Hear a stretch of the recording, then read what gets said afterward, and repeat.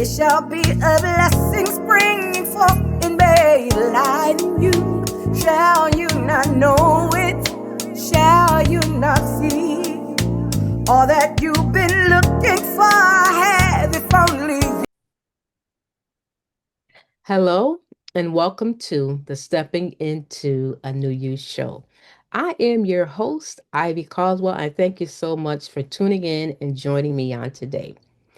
I have a special guest with me and a dear friend, and her name is Author Catrina Clark.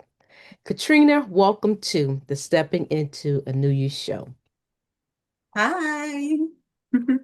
I am so glad you are here on today. I'm excited for you and what we're getting ready to dive into. But I just want to go back just a little bit first. So, you and I met in 2020 when the Yes. pandemic shut everything down.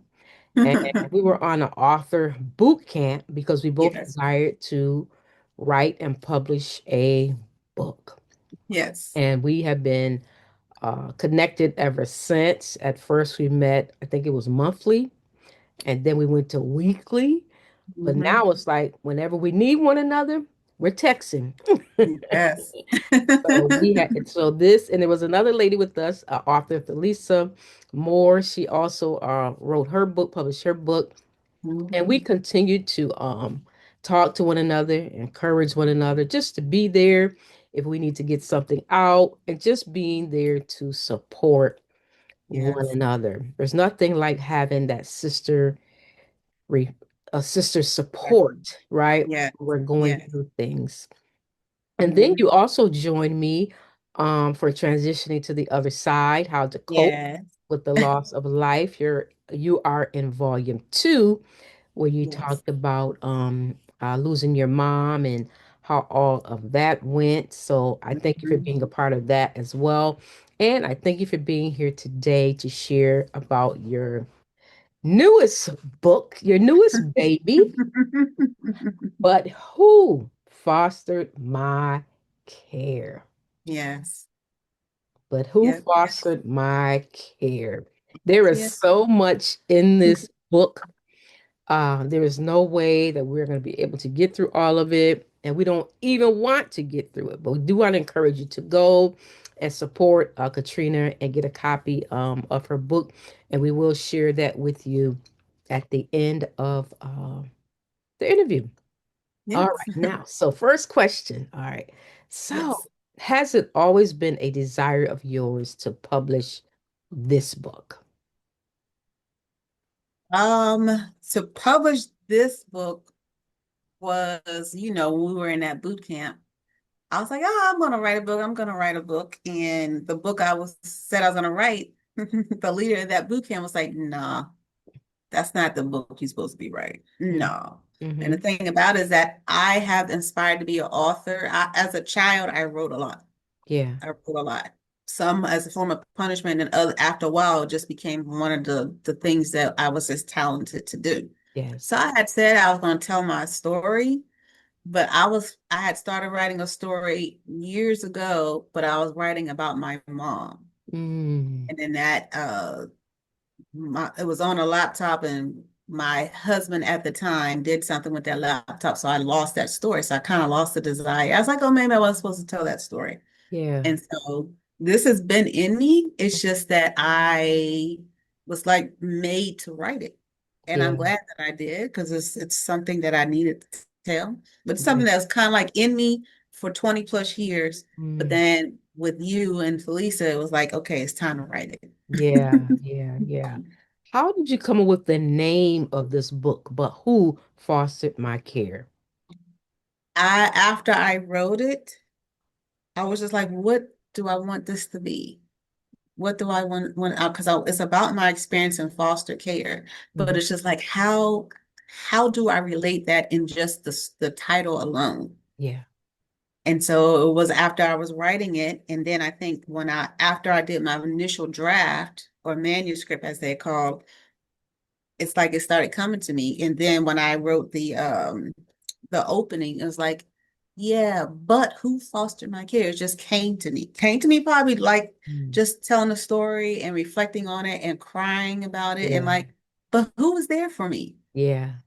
It's like one of those things that foster care children have, I think, inside of them. But Mhm. what about me? Especially Yeah. those who were abused. But what about me?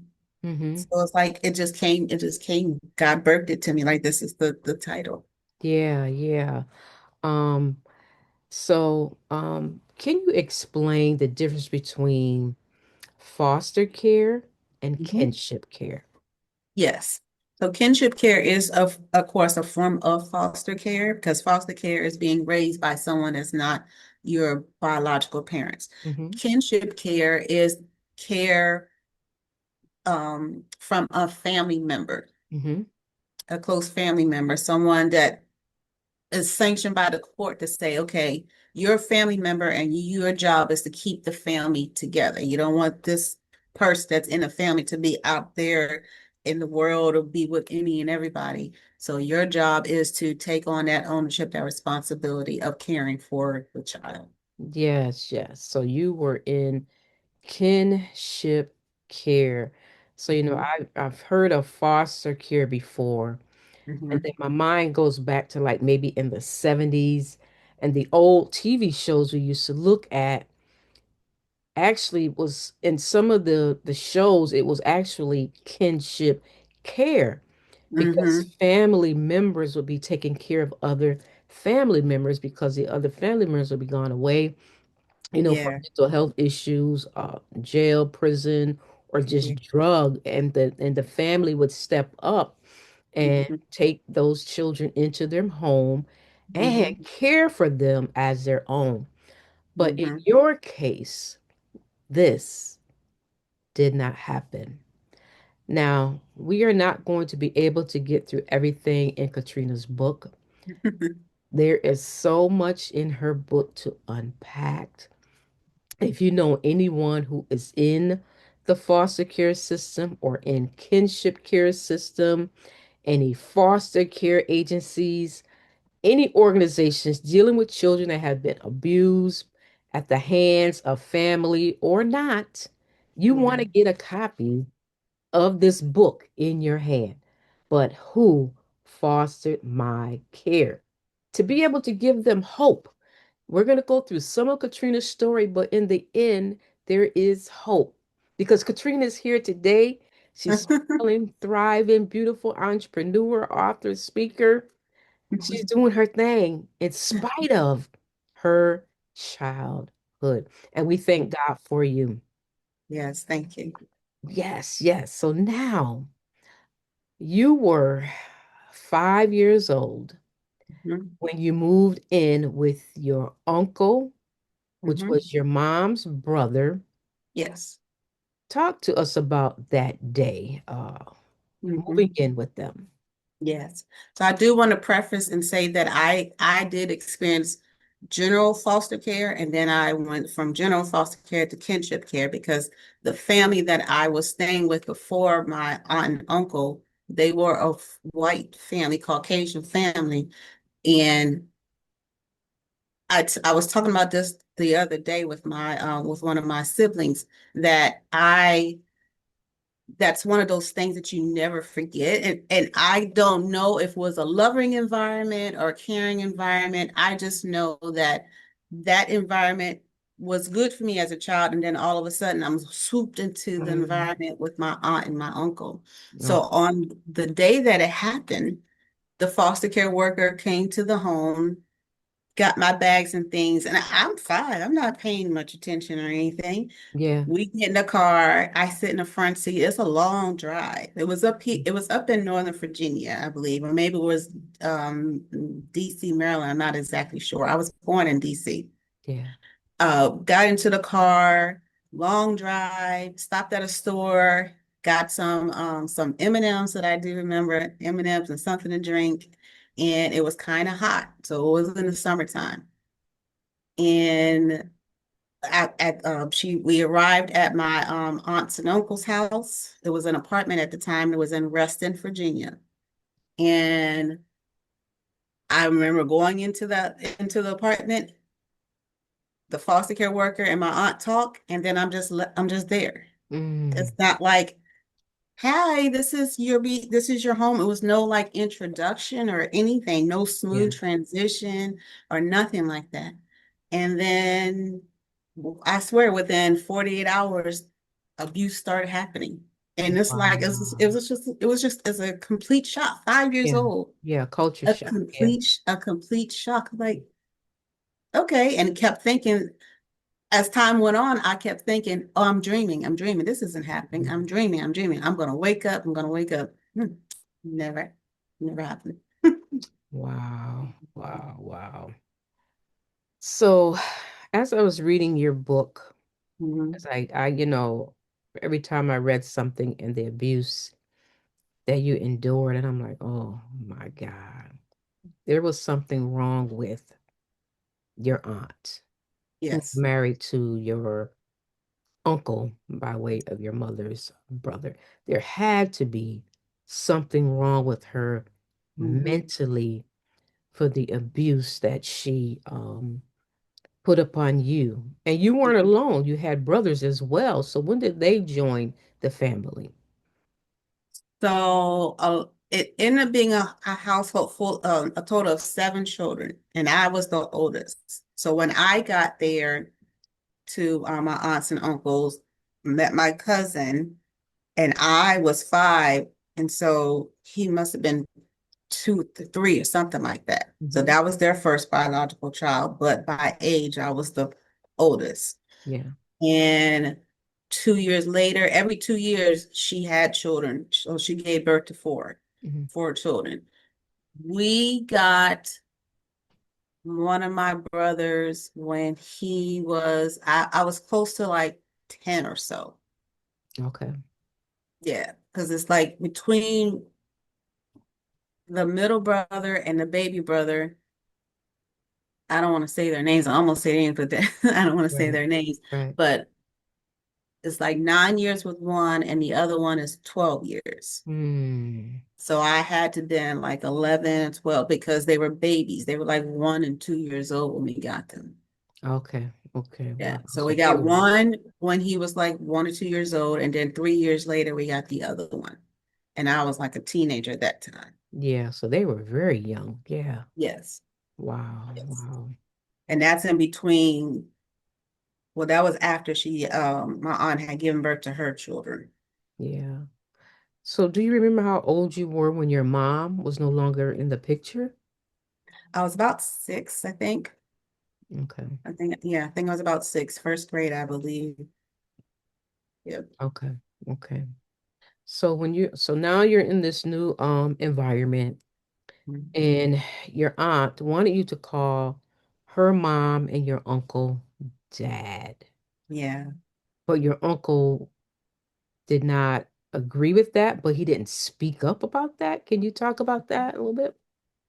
Yeah, that's one of the things that was really hard then and then also still hard now was the inability for my uncle to be the man of the house. Mm. He just he just couldn't do it. And the thing about it is that he knew things were not right. Hmm. He would go along and let my aunt do whatever she was going to do or whatever. And then to the side, he would say things. Mm. To you, So, but not to her. correct, Okay. Okay. correct. So, yeah, when it came to him wanting me to call him, it was my aunt was saying it. A social worker was coming by, and it was going to be like one of these visits to just make it seem like, oh, we're just such a loving family and everything. Okay. And then she was like, you can call me mom, and then you can call him dad. Mm-hmm. And it was just hesitant on his part and everything. And then eventually he allowed it, but he did say he didn't want that. He didn't want that. And I Yeah. can kind of see it in the sense of maybe respecting his sister, Mm-hmm. because I don't know if he knew it was for the long haul or not. This is all Yeah. within the first year of me being there. Mm-hmm. Mm-hmm. First 2 years of me being there. So yeah. So did you comply with her request? Yeah, I mean, I was a child, I had to. Yeah. Yeah. Yeah. Wow. Yeah. Um, in one of the incidents in your story, being that you were the oldest child, but at 5 years old, you were told to go make up your bed, never having done that before or not being shown how to do it. What Mhm. happened? Mm. When I would not make the bed correctly, and these are bunk beds, Oh my goodness. okay? Bunk beds, and part of the bed is up against the wall. So, when now as adults, our bed is out, we can walk around to all sides of the bed and make it up and stuff. Right, As a 5-year-old, how's a 5-year-old going to make a bed properly when part of it is against the wall? right, right. But when I wouldn't make it the bed properly, the bed would be stripped down, and then I was forced to make the top bed up as well. Mm. So she would strip it all down, throw all the sheets and the pillows onto the floor, and then I would have to go and make up the bed. That's how I learned to make that's how I learned. To this day, I do not leave my house without making my bed. I Yeah, tell people even when I go out of town and I'm in a hotel, whatever, I leave the room, housekeeper doesn't have to worry about making the bed because till this day is ingrained in me to always make up the bed. wow. Wow. Yeah. Mm. Yeah, there would be times where I would make up the bed and go on my way to school and come back home and see the bed stripped down. Because you didn't, That's not something you want to see when you first get home from school, yeah, but that's how it was. yeah, wow. And then also, as a 5-year-old, you had to clean the bathtub. Mhm. I'm like, how is a 5-year-old going to lean over and clean the tub? Mhm. I had to crawl into the tub and clean it. And if I didn't clean it right, there were times where she would run water into the tub and tell me I need to clean the tub, and then she would push my face down into the water. To this day, I don't know how to swim. I'm Mm, trying my best. I paid for my daughter to get swimming lessons, professional swimming lessons, but I never did that. yeah, But I'm getting older. I'm like, I gotta get over this fear. I love water, but yeah, I still have this thing about putting my face down in water. But yeah, I gotta get over that. And so this year, this coming when it gets warm, I was talking to somebody today saying, I need to take swimming lessons. I'm gonna take swimming lessons. yeah. I'm gonna All take swimming right, lessons. all right. I'm going to be rooting for you to get over that spirit of fear and conquer it. Thank Yeah, you. yes, yes. Um, wow, Jesus. So living in this home was a complete shock to your entire being, and I want to commend you, all right, on not giving up on yourself and pushing through the trauma and the abuse that you have endured. Because I'm telling you, whoever is watching, get a copy of Yes, this book. yes. Now, I want to talk about uh, the school incident or Okay. reports that you had to bring home, Oh, share with your aunt. I said she was a real wise girl.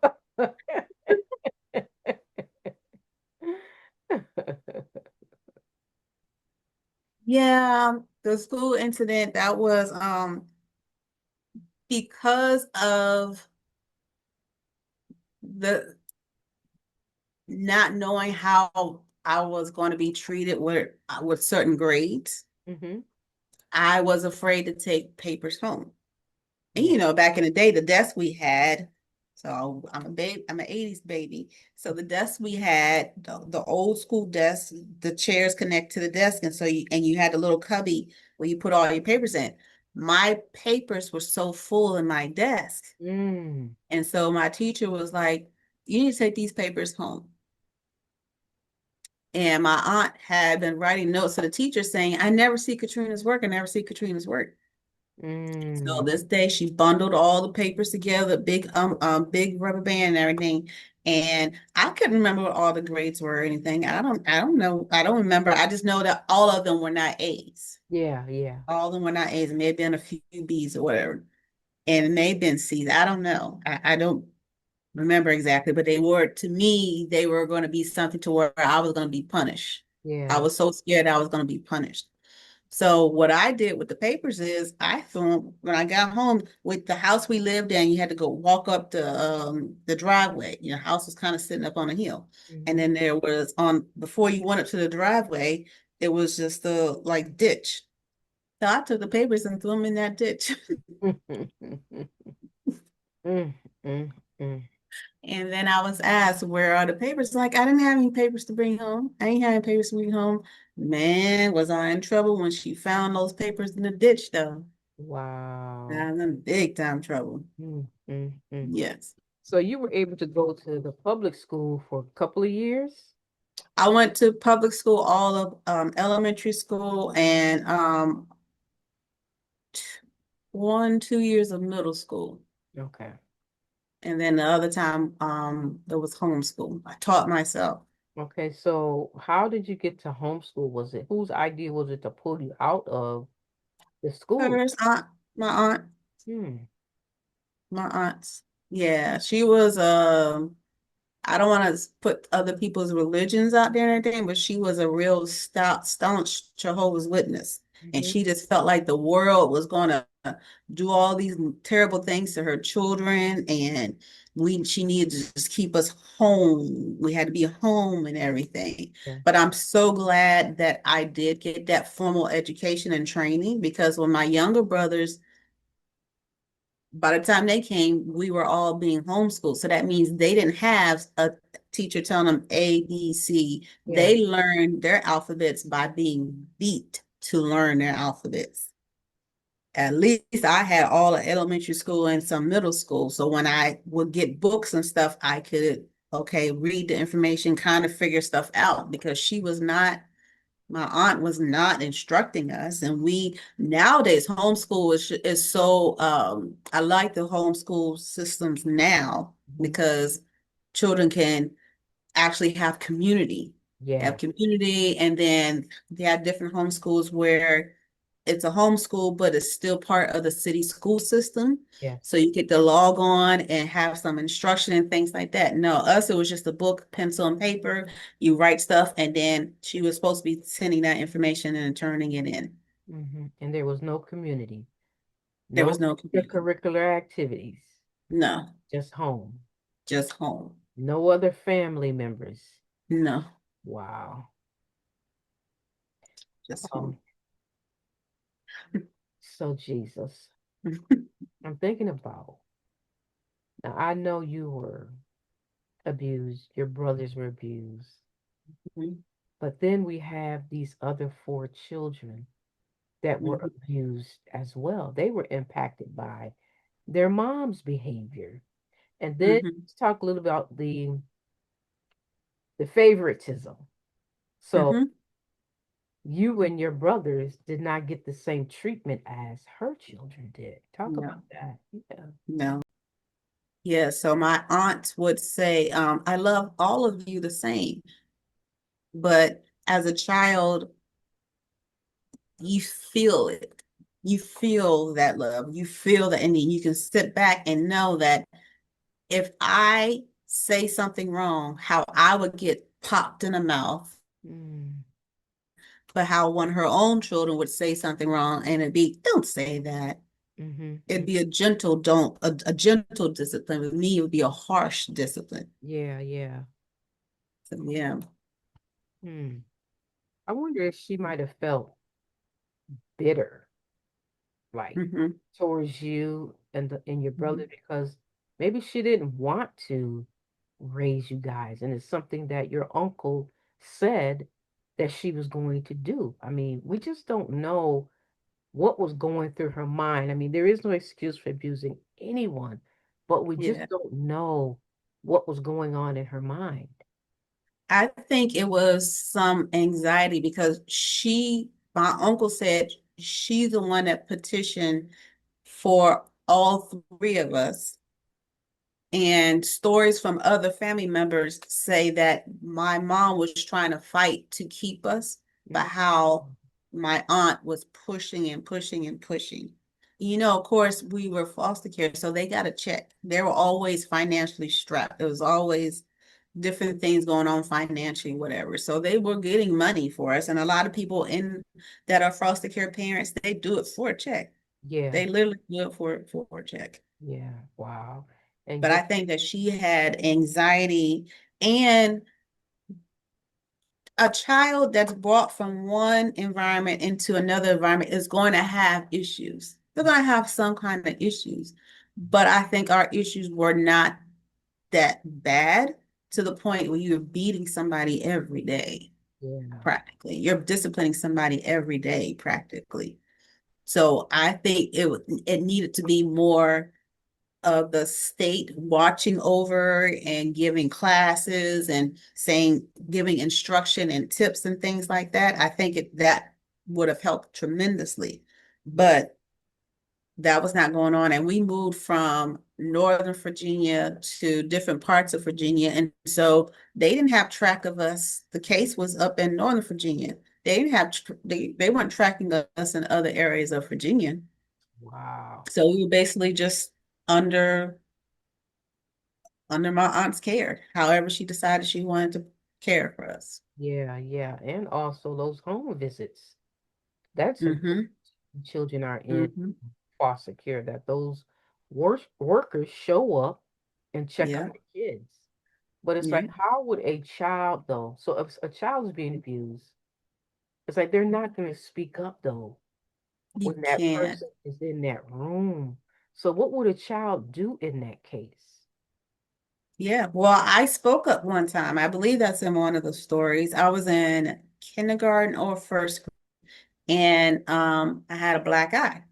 Mm, Black eye or a busted lip, one of the two. It's so many of them, so I don't remember what the actual evidence of it was when I went to school. yeah. It's just that somebody asked me, and I just thought nothing of it. It was like, "How did you get that?" And I was like, "My aunt did it."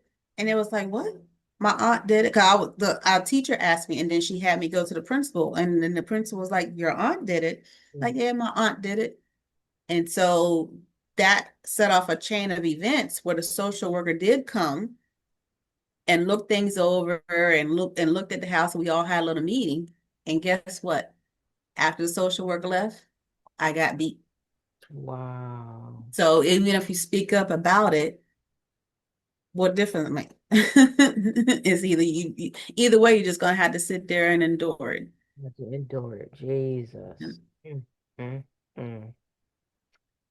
What would your message of hope be to someone who is in foster care right now, Mhm, or an adult who's still mhm. struggling and they haven't healed from it yet?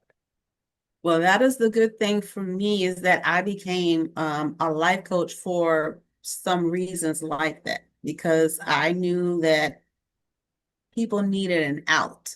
Hmm. I knew that mentally we are bound by different things from our past. And so, I focus on the mind and giving us time to dissect our thoughts and connecting to how we're feeling. Because a lot of things we internalize and we just hold on to it, and then we just hold that pain within our bodies. Mm, But when you sit down and meditate on what you're thinking, why you're thinking it, is like a mind map. mhm. Like right now, I'm frustrated. Why are you frustrated? Because she said this. Okay, when she said that, it made you feel what? I feel this way because she said this. So she said that, but was it true? I don't know. Then why are you frustrated? So you go through this cycle of breaking it down. Yeah. And then a lot of times you end up realizing that, wow, it's something wrong. Like you said, my aunt, there's something wrong with her. It wasn't until I got older and went to school for psychology and things like that I realized people act out Mm, because of how they're feeling. yeah. So for anybody that, especially adults, my book is written for anybody, but I think that there's an audience of adults that are out there that were abused and have yet to really take the time to deal with their abuse, Yeah. to deal with how they were raised. It's especially if you're in foster care. So my best advice is to take the time to confront it, Mm. because there's another side. There's more life out there. I Mm. sit back and I think now how I was crying, even when I was crying going through that abuse, God was still in me telling me, just wait till you're 18. Just wait till you're 18. Just wait till you're 18. And I kept saying it when I get 18, when I get 18. And I had visions then. Like I told you, when I was writing, after I started writing so much, I was like, oh, I want to write this story. And I did. I used to write stories as a child and read my stories out loud. And now look, I'm an author, but it's not until you actually confront your stuff. You got to confront yourself, Yeah. and then you get into the community. Look how much you and Felisa have helped me. You helped me write this book. You're the one that gave me all the tips and everything, and coming up with the cover and all that stuff, and Yeah. give me tips and advice on how to structure the book and how to publish the book. You Yeah. get you have to have you got to find that one. You Mm. got to find that one. And sometimes the first one you got to find is God first. Mm. If it's just crying out and stuff, because I was, even though I went through all that stuff with my aunt and uncle, when I left, I didn't do anything to better myself with God, but I always felt the need for God. Mm. Always felt the need for God. And it wasn't until my daughter got was born and I started raising her, and I'm like, I gotta get us connected to God because I don't want her to feel anything that I felt. Yeah. So my best advice again is dealing with you and you sitting still and talking to God. Yeah. Yeah. Good. Amen. Amen. So you were 18 when you Mhm. left that home. Tell us about that day. Yeah, I was 18, close to 19, because the way the school was and everything, and I had to repeat a grade. And so I was close to 18 when I finished school. And I'll say, quote, loosely finished school, because I didn't know if I finished school or not. I don't know. I didn't have any graduation. I didn't have any ceremony stuff, things that we do with children now to let them know, okay, you finished first grade. I mean, well, from elementary school to middle school, yeah, but from middle school to high school, I don't know. I don't know. But I was 18, almost 19, that I do know. But I had this is when, oh yeah. So of course I'm a teenager like everybody, even going through stuff. But I had started working, and then all of my checks were going to the house. Mhm. I was getting like $20, $30, bringing home a $200 check, getting $20, $30. This was in the 90s. Mm. So, but my uncle, in the wild place I was working, I was like, oh, this is I'm spreading my wings. I'm learning to not be so micromanage and not be so, you got to do this and you got to do that. So I'm working, and then I start socializing with different people I'm working with and everything. And then they started inviting me to come over to their house and stuff. And so there were days where I'd say I'm going to work extra. I'd be going to work, clocking out and go hanging out with them and stuff. Yeah. But long story short, I ended up losing my virginity to somebody I was working with. Mm. And we were communicating via letters. Yeah. Instead of me throwing the letters away, I kept the letters. But for some reason, and this is I will say the father anointing that my uncle all of a sudden had, he found one of the letters. And he never was the type to come around and look in the bedroom and everything, but he looked in the bedroom in my purse. Mm. He looked at my purse, and then he confronted me on it and everything. And the religion they practiced then, I had to go before the church Mm. and tell the church what I had done.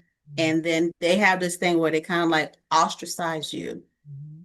So I'm already feeling abandoned as a child. And now the church that we're a part of, I can go to the church, but nobody can say anything to me. I'm ostracized. So Wow. I can arrive to church with my family, but I will have to sit over to the side while they fellowship and everything in the church, and nobody in church could socialize with me. Wow. That was your So punishment. that made me that I just like, you know what, I can't take this anymore. I'm 18, almost 19. It's time for me to just get up out of here. Yeah. And so that's what I did. I snuck away in the middle of the night. That last check that I got from work, I kept that check. The people that I were hanging out with, I was like, I need to stay with y'all for a while. Mhm. And that was my breaking point. I've not looked back. Wow. Okay. So I have not looked back. I've kept on going. It's not easy. It wasn't easy, Mhm. but I would never, ever, ever go back. Yeah. Never, ever go back. Wow. Wow. So you did have a chance to reconnect with your mom. Yes. How old were you when that happened? I was in my mid 30s when that happened. My early 30s when that happened. Okay. Yeah, my early 30s. And my daughter was a teenager. She was 14.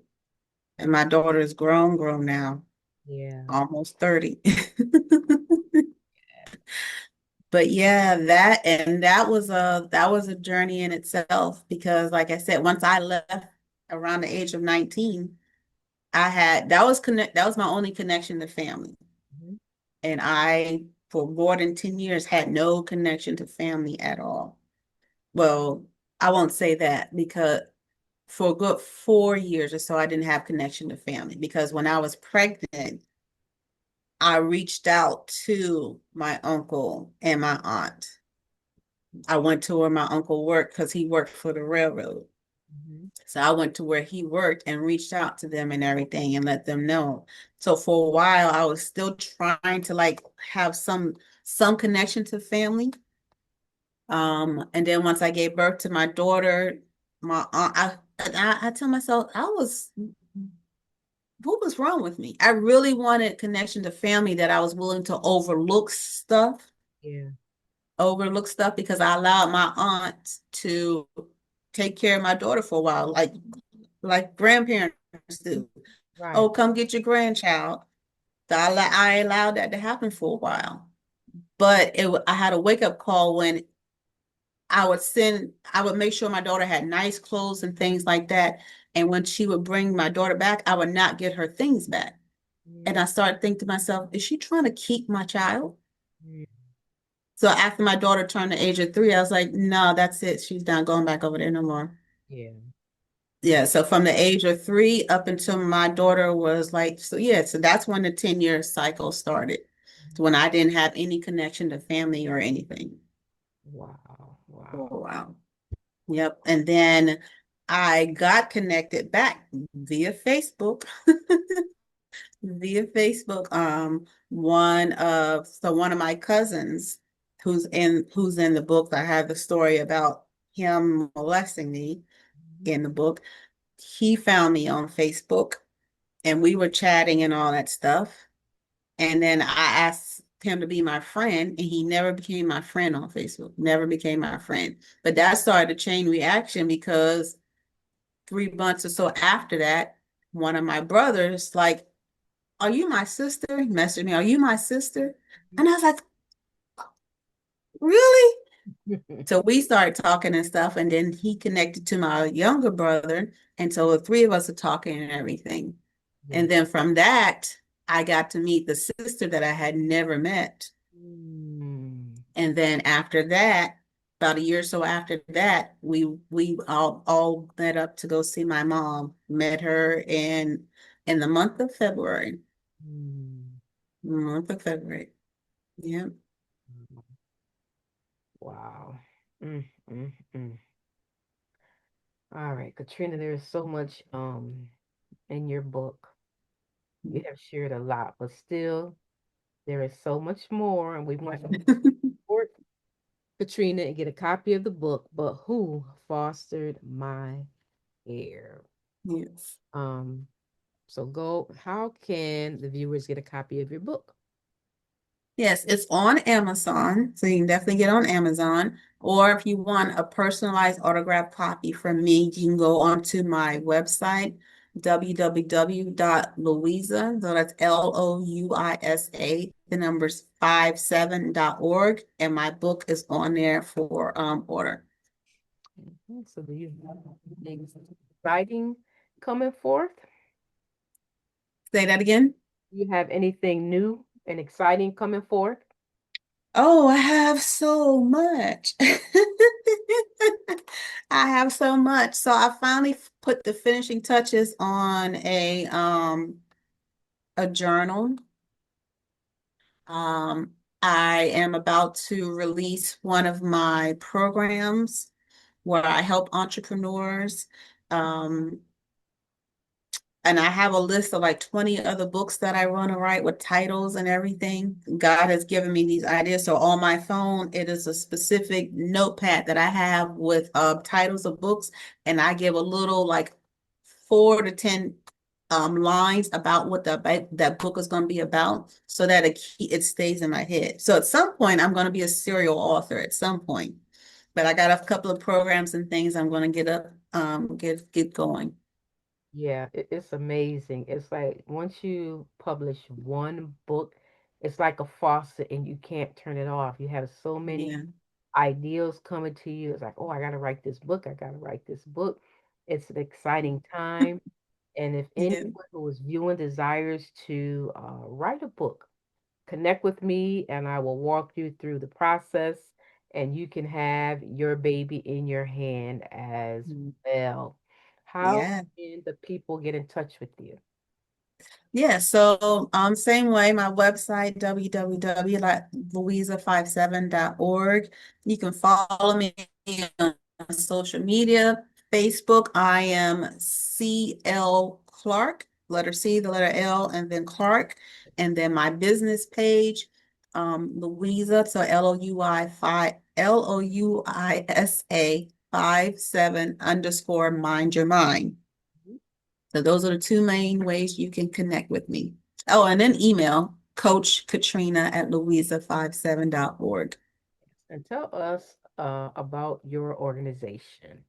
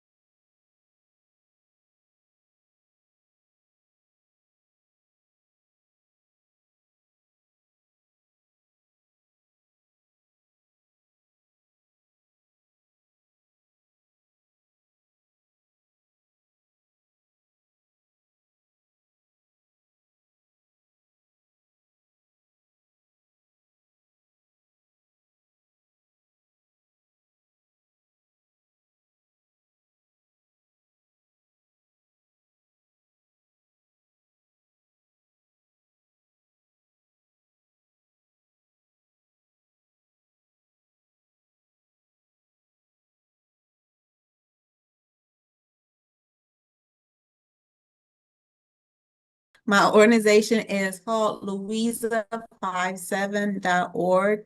It is dedicated to the memory of my mom, Laverne Louise Clark. She was born in 1957, and then when she passed away, she was 4 months away from turning 57. I met her in 2006, February 2006, and she passed away February of 2010. Did I have that? No. I met her in February of 2010. She passed away February 2014. Mm, So I have been, when I was in school and when I was taking care of her, I was like, I really want to talk about mental health because my mom suffered from mental illness, which is why she was unable to raise us, her 4 children. yeah, She was just mentally unable to do so. And that caused these series of events in each one of her children's lives. But I was like, how can I do something to honor her? Because she was a good person. yeah, When she was stable mentally, she was a good person. She still had a lot of people that talked about her and loved her. She had the bubbly personality and everything. So I was like, what can I do to bring her that memory, keep it going, and have a legacy for her? She was unable to build her own legacy. She yeah, passed away, no insurance, no owning of anything. And I was like, just one day, this name, the business name came to me, Louisa57. And I was like, yes, her middle name is Louise, but it just didn't roll Louise57, Louisa57 kind of rolled. It yeah. just sounded good together. So Yeah. that's when the idea was birthed. Yes, yes. Katrina is your mind coach. She will help Yes, you get your mind right. yes. Yes, I have enjoyed our time together, Katrina. And Thanks. I always ask my guests this final question. I've Okay. asked it to you before. Something new may come to your mind now, but when you hear these 4 words, what comes to mind? And I will repeat the words: Okay. refined, refreshed, renewed, restored. The first word, refined. Refine means that you are getting better. Mm, Yes. getting better. Refreshed. Refresh is feeling so good, Mm, relaxed, and your mind is just like, ooh, you just feel so good. all right now. Renewed. Renewed to me is more of a mental thing where you were like you couldn't see something at some way, but now you have a fresh understanding of something. Yeah. Okay. Okay. And restored. Restored is, and this is what I say in my prayers and my meditations regularly. Restored is the place that you were supposed to be from the beginning. How Mm, God wanted you to be from the beginning. God had a vision of who we are long before the Bible says we were created in our mother's womb, yeah. and we deviated from that. Yeah. But when you're restored, you're back in that place. All right now. I like that. Yes. Yes. All right. Well, thank you for being here on today, spending this time with us. If you want to get a copy of Katrina's book, connect with her and get a copy. And just thank you for being here. I really, really enjoyed this conversation. You're my friend. Thank you so much for having me. Love you. Yes, absolutely, absolutely. And always remember, you can become a new you, but you must do the work. Until next time, take care. Bye bye. Bye.